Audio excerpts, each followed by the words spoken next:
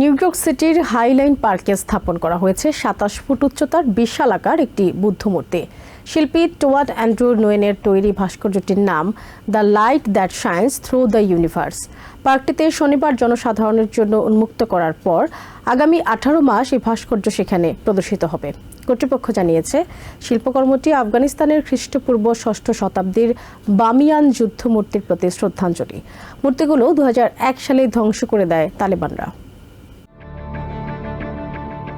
10th avenue দিয়ে যাওয়ার সময় উপরের ওভারপাসের দিকে তাকালেই চোখে পড়ে একটি ২৭ ফুট লম্বা বুদ্ধ মূর্তি, যা নিউ ইয়র্ক সিটির হাইলাইন পার্কের সর্বশেষ কমিশন হিসেবে স্থাপন করা হয়েছে।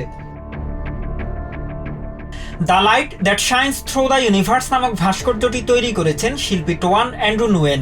এটি মূলত খ্রিস্টপূর্ব ৬ষ্ঠ শতাব্দীতে আফগানিস্তানে নির্মিত বামিয়ান বুদ্ধমূর্তিদের প্রতি শ্রদ্ধাঞ্জলি, যেগুলোর উচ্চতা ছিল ১১৫ এবং ১৭৪ ফুট। ২০০১ সালে তালিবানরা বামিয়ান উপত্যকার বেলে পাথরের পাহাড় খোদাই করে তৈরি সেই মূর্তিগুলো ধ্বংস করে দেয়। হারিয়ে যাওয়া সেসব স্মৃতিস্তম্ভের একটিকে বর্তমান নিউ ইয়র্কের নতুন রূপে কল্পনা করেছেন নোয়েন, যার মাধ্যমে তিনি যুদ্ধ, ধ্বংসযজ্ঞ এবং ইতিহাসের মুছে যাওয়া অধ্যায়গুলোকে পুনর্জন্মের ভাবনায় তুলে ধরতে চেয়েছেন। ভাস্কর্যটির মুখমণ্ডল না থাকা নিয়ে অনেক জল্পনা কল্পনা রয়েছে বলে জানান নোয়েন। তার মতে, আসল বামিয়ান মূর্তিটি হাজার হাজার বছর ধরে দাঁড়িয়ে থাকার সময় হয়তো অনেক রাজনৈতিক আক্রমণের শিকার হয়েছে। নোয়েন জানান, ভাস্কর্যটি তৈরি করা হয়েছে ভিয়েতনাম থেকে সংগ্রহ করা বেলে পাথর দিয়ে, তবে এর হাতগুলো পিতলের তৈরি, যা আফগানিস্তানের পুরনো কামানের গোলার খোসা থেকে সংগ্রহ করা হয়। হাইলাইন আর্ট ডিরেক্টর এবং চিফ কিউরেটর চিচিলিয়া এলেমানি এটিকে একই সঙ্গে ইতিহাস, স্মৃতি এবং ভবিষ্যতের ধারক হিসেবে অভিহিত করেছেন। ১৭ বছর আগে ২০০৯ সালে ম্যানহাটনের পশ্চিম প্রান্তে একটি পুরনো উড়াল মালবাহী রেল লাইনের উপর হাইলাইন পার্কটি নির্মিত হয়। গত ৫ বছর ধরে ১.৪৫ মাইল বিস্তৃত এই পার্কের নির্দিষ্ট একটি স্থানে কোনো না কোনো শিল্পকর্ম প্রদর্শিত হয়ে আসছে।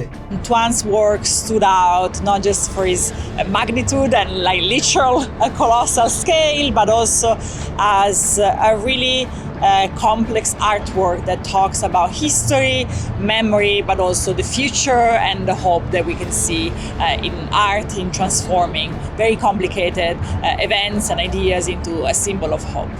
তারই ধারাবাহিকতায় এই বেলে পাথরের ভাস্কর্যটি শনিবার জনসাধারণের জন্য উন্মুক্ত হওয়ার পর আগামী ১৮ মাস প্রদর্শিত হবে। Mahmudul Hasan, TVN 24 news desk. New York থেকে সম্প্রচারিত TVN 24 টেলিভিশন বিশ্বজুড়ে বাঙালির কণ্ঠস্বর।